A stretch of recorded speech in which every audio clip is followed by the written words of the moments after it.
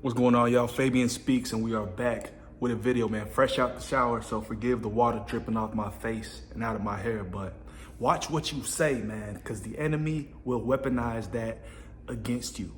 So I'm a big advocate on holding things close to your chest, not speaking too much, staying quiet, letting the Lord work until things come to fruition, until his plan manifests. God gives us certain aspirations, dreams. He puts those things on our heart, right? Naturally. A huge mistake a lot of people make is run and tell everybody. Point one, what's for you is for you. Not everybody's going to be excited about a dream or a vision you have. One, they're going to hate because 9 times out of 10, or likely they think that it's impossible to accomplish. Or if they're people who are around you in your friend group, in your family circle, they always think they know you best, or they know you better than you know yourself. And they can't imagine you doing that. Oh, you want to do this? I don't know if you could do that. So it's a big mandatory to not talk about things, man. Don't talk about things. I don't like to use terms like jinx, but in the idealistic sense, don't jinx yourself. I like to let the Lord work, because what are our plans in comparison to what the Lord has, right? Man always likes to make plans for things, do things, but the Lord is doing his thing, and the Lord is ultimately in control. So when you speak too much about what you're doing, and I can do this and that, and then it goes left, you just look like a dummy anyway. And then I think sometimes that contradicts kind of the route the Lord is trying to set you on, right? Because you're going to be going against the grain. So I've been watching more context and hearing more about monitoring spirits. I'm not too knowledgeable on the subject, but ideally Satan's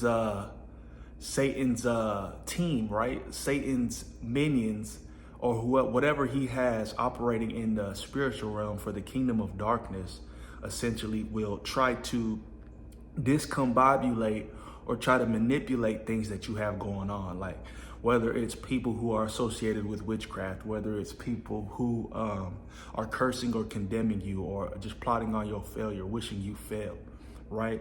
Saying too much to the wrong person could be naturally taking away your blessing, because it's like you're putting that dream and vision in somebody else's hands who doesn't want to see you win. So they're going to curse whatever God has put over your life, or whatever you know God has spoken internally. I used to be a big blabbermouth about everything. Hey, I want to do this. Hey, because naturally God made me very aspirational. I always wanted to do big things. I still do. I always had dreams, goals, and they got me so riled up and fired my spirit, right?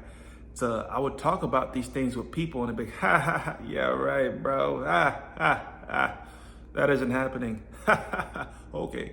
And that's why people talk about the circle you keep, or the friends you keep, because, hey, more people would hope that they would surround themselves around successful people so they can be that next successful person, right? Surround yourself with 5 millionaires, you'll be the 6th. You have to surround yourself with people who actually are on your wavelength and frequency, right? Because some people, their energy is so low, they don't even live in the realms of doing great things or big things, right? They can't fathom that, because they live in an existence to where they're stuck in a box. It's a 9-to-5 lifestyle. Big things aren't possible. You can't really accomplish things, right? I've been around you my whole life and I've never seen you do that. So how could you actually do that? And it just defeats the purpose, because people don't know how to think beyond their reality, right?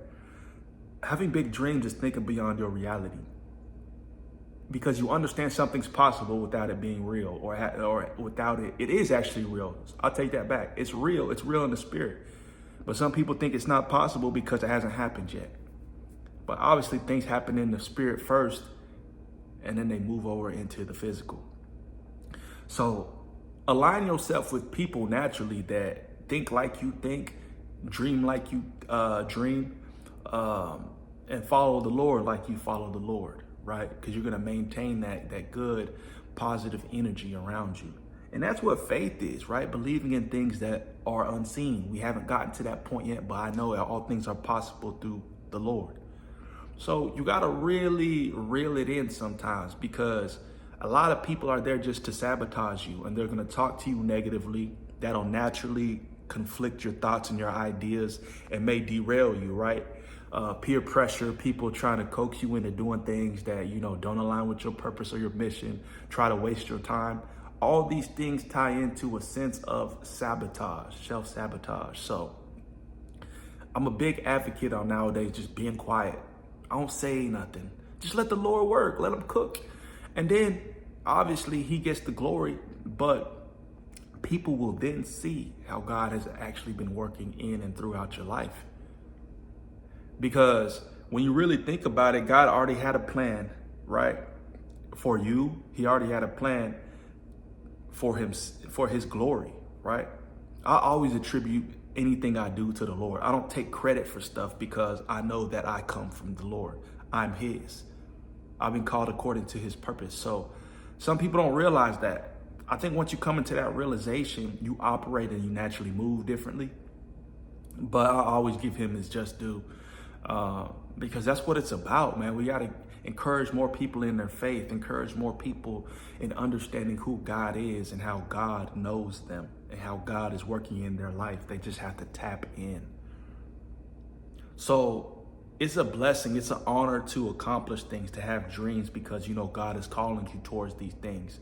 And obviously when these things come to light, you can always point back to the Lord and say, hey, the Lord brought me through this tough time.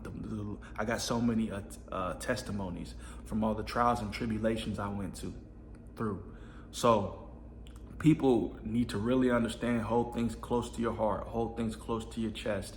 Don't reveal things before God exposes you, exalts you, or puts you on that platform for people to really be like, wow, the Lord did this.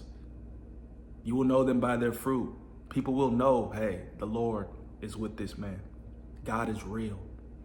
And that'll naturally inspire people and re-encourage people to step back into their faith. I mean, what happened to Joseph in the Bible when he told his brothers and his family about his dreams? People couldn't fathom or handle it, right? But it wasn't for them to fathom or handle. It was for Joseph to save and garner, because that's what the Lord already placed over his life.